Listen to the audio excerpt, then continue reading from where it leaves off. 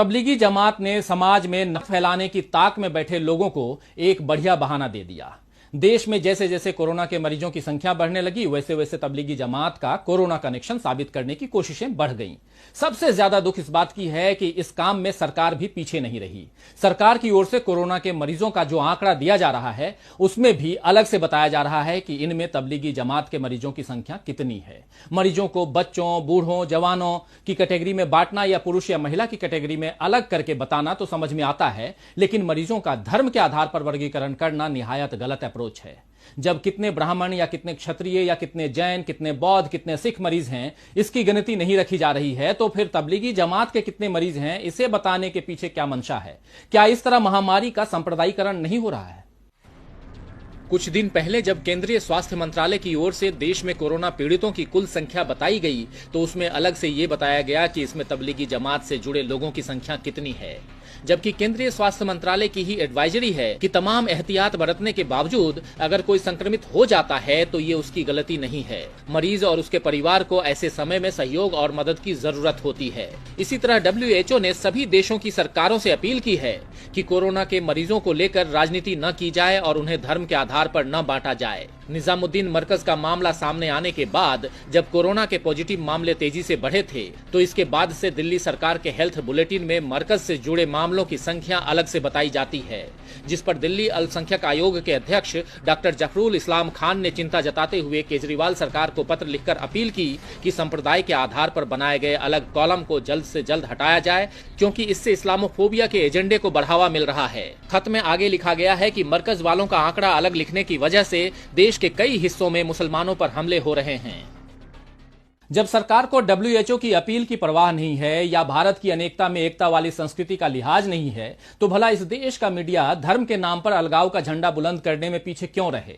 तबलीगी जमात की आड़ में कोरोना के लिए मुसलमानों को गलत तरीके से जिम्मेदार ठहराने में मेन स्ट्रीम मीडिया और सोशल मीडिया में कई खबरें भड़काऊ हेडिंग्स के साथ पेश की गई और कई फर्जी खबरें छापी गई, दिखाई गई।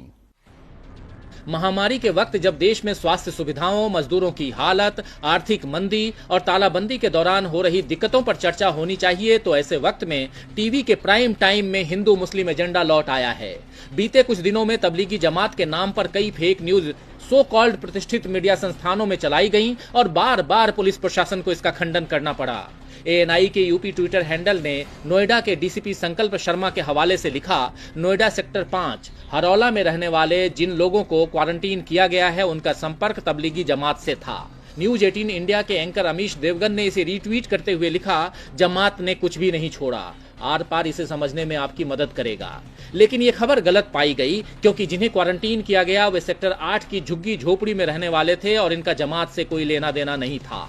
इसी तरह जी न्यूज ने दावा किया था कि फिरोजाबाद में तबलीगी जमात के कुछ सदस्य जो कोरोना पॉजिटिव थे, उन्होंने मेडिकल टीम पर पथराव किया। इस खबर के सामने आने के बाद फिरोजाबाद पुलिस ने ट्विटर पर इसे झुठलाते हुए लिखा कि ऐसी कोई घटना नहीं घटी है।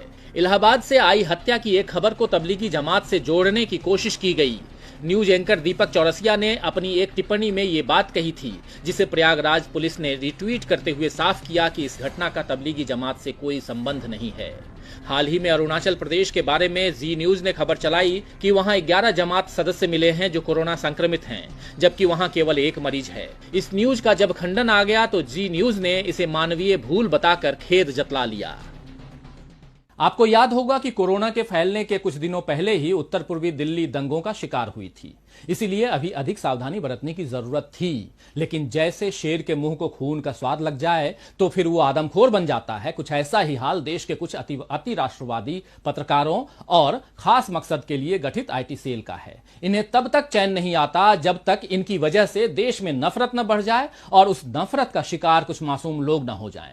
मेन स्ट्रीम मीडिया के साथ साथ सोशल मीडिया पर भी तबलीगी जमात के नाम पर खूब सांप्रदायिक जहर फैलाया जा रहा है।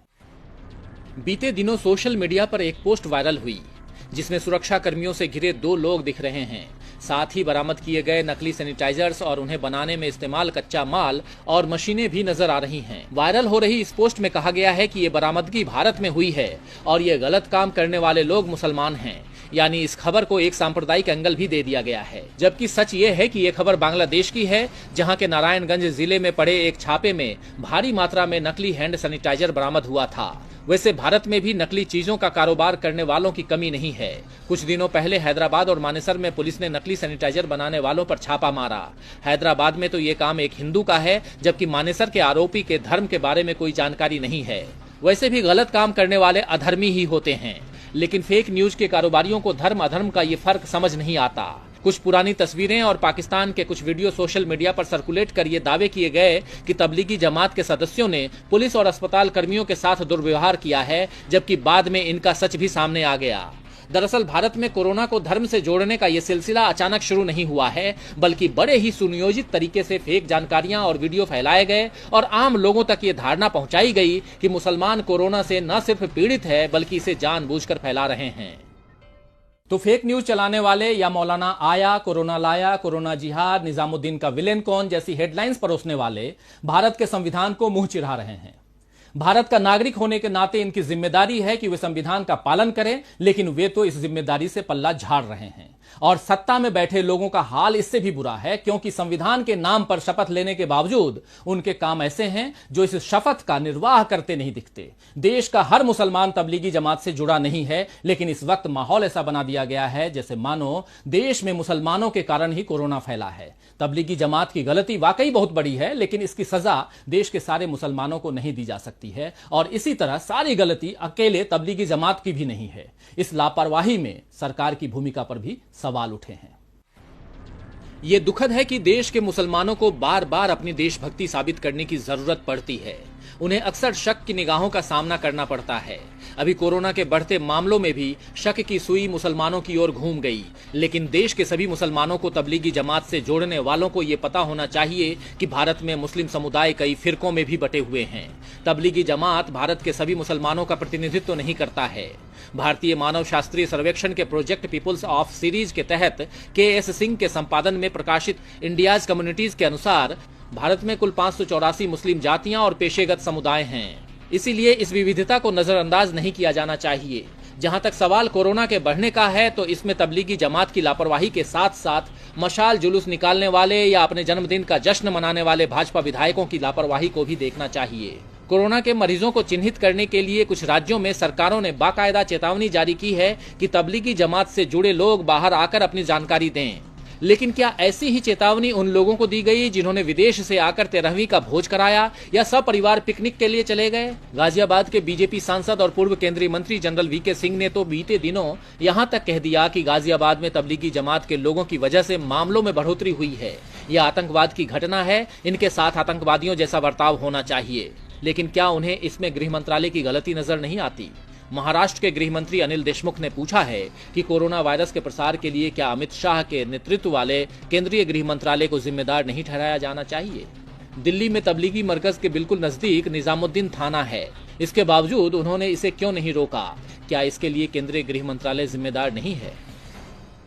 यह सही है कि तबलीगी जमात में लोगों के जमा होने और फिर देश के अलग अलग हिस्सों में चले जाने से कोरोना का प्रसार बढ़ा, लेकिन इसके लिए देश के सभी मुसलमानों को जिम्मेदार ठहराना सरासर नाइंसाफी है। मुसलमानों के खिलाफ मीडिया, सोशल मीडिया और कुछ राजनेताओं द्वारा फैलाए गए पूर्वाग्रह की नई खेप कोरोना के वक्त अपना असर दिखा रही है। इस दुष्प्रचार का सबसे ज्यादा असर मुस्लिम समुदाय के उन लोगों पर पड़ा है जो निम्न आर्थिक वर्ग से आते हैं। वे इसकी कीमत अपनी रोजी रोटी खोकर चुका रहे हैं और डर में जीने को मजबूर हैं। हल्द्वानी में कुछ लोगों ने मुस्लिम फल विक्रेताओं की दुकानें बंद करवा दी, जबकि हिंदू दुकानदारों को दुकान चालू रखने को कहा गया। कुछ जगह लोगों को अपनी सोसाइटी में मुस्लिम वेंडरों को नहीं आने देने पर सहमत होते दिखाया गया है। मैंगलोर के एक गांव में पोस्टर लगे दिखे कि कोरोना वायरस के पूरी तरह खत्म होने तक गांव में मुस्लिम विक्रेताओं के आने की अनुमति नहीं है। अरुणाचल प्रदेश में भीड़ द्वारा कई मुस्लिम ट्रक ड्राइवरों को पीटा गया है। देश के अलग अलग हिस्सों की ये घटनाएं एक ही बात की चेतावनी दे रही हैं कि आने वाले वक्त में कामगार तबके के मुसलमानों के लिए बड़ी कठिनाई खड़े होने वाली है। वे पहले ही रोजगार के मामले में पिछड़े हुए हैं। शहरी क्षेत्रों में स्वरोजगार या अनौपचारिक क्षेत्र में मुसलमानों की हिस्सेदारी 50% है। हिंदुओं के 43% और ईसाइयों के 45% के मुकाबले 27% मुसलमान ही वेतनभोगी हैं या नियमित पगार वाली नौकरियों में हैं। शहरी क्षेत्रों में मात्र 30% मुस्लिम कामगार ही स्कूली शिक्षा या आगे की पढ़ाई पूरी किए हुए हैं। ईसाइयों और सिखों के मामले में यह आंकड़ा 58%, जबकि हिंदुओं के लिए 56% का है।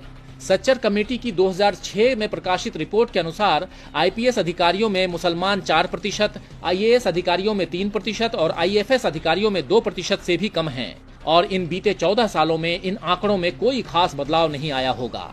भारत की 2011 की जनगणना के अनुसार देश के सबसे बड़े नियोक्ता रेलवे के कुल कर्मचारियों में मुसलमानों का हिस्सा मात्र 4.5% है, जिनमें से 98.7% छोटे स्तर के पदों पर हैं। कॉर्पोरेट सेक्टर की शीर्ष नौकरियों में भी मुसलमानों की हिस्सेदारी मात्र 3% है। पहले से ही आर्थिक सुस्ती का खामियाजा भुगत रहे कामगार वर्ग के मुसलमानों के खिलाफ अगर भेदभाव समाज में जड़ पकड़ता है और फैलता है तो उसके भयावह परिणाम होंगे। Centre for study of developing society के एसोसिएट प्रोफेसर हिलाल अहमद ने एक ट्वीट में लिखा है कि यदि कोरोना वायरस संबंधी सांप्रदायिक दुष्प्रचार इसी तरह जारी रहा तो हमें जल्दी ही हर रेलवे स्टेशन पर हिंदू जल और मुस्लिम जल की अलग अलग दुकानें देखने को मिल सकती हैं। तो प्रोफेसर हिलाल अहमद की इस टिप्पणी में एक गंभीर संदेश छिपा है जिसे समझने की जरूरत है। जिस तरह से धीरे धीरे बड़ी चालाकी और शातिर तरीके से देश के बड़े वर्ग में मुसलमानों के खिलाफ नफरत भरी गई है, वो आने वाले बरसों तक देश में बंटवारे का डर पैदा करती रहेगी। आजादी के बाद बड़ी मुश्किल से देश को खड़ा किया गया और काफी मेहनत के बाद भारत की गंगा जमनी तहजीब को सहेजा गया। अब यह देखना दुखद है कि पिछले कुछ वर्षों की सांप्रदायिकता से भरी राजनीति हमारे स्वाधीनता सेनानियों की मेहनत पर पानी फेर रही है। भारत की खासियत उसकी विविधता भरी संस्कृति और लोकतांत्रिक बुनियाद है, जिसे अब खोखला किया जा रहा है। अमेरिकी चिंतक और लेखक नोम चॉम्स्की ने हाल ही में एक इंटरव्यू में कहा है कि कोरोना वायरस के भयानक परिणाम हो सकते हैं, लेकिन आगे जाकर हम इससे बच निकलेंगे। मगर न्यूक्लियर वार का बढ़ता खतरा, ग्लोबल वार्मिंग और जर्जर होता लोकतंत्र, मानव इतिहास के ये 3 ऐसे बड़े खतरे हैं जिनसे निपटा नहीं गया तो ये हमें बर्बाद कर देंगे। फिलहाल हिंदुस्तान उग्र राष्ट्रवाद के नारे लगाता इसी बर्बादी की ओर कदम उठा रहा है। खैर, महान शायर मिर्जा गालिब का एक शेर याद आता है, न था कुछ तो खुदा था, न था कुछ तो खुदा था, कुछ न होता तो खुदा होता, डुबोया मुझको होने ने, न होता मैं तो क्या होता। तो आज के लिए बस इतना ही। फिर मिलेंगे खबरों के नए आईने के साथ। तब तक देखते रहिए डीवी लाइव। नमस्कार।